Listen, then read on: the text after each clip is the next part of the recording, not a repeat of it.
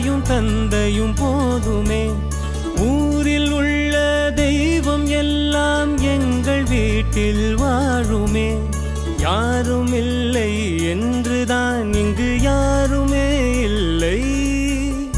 ஆதி பகவன் வீட்டிலே என்றும் அன்பு கேதல்லை.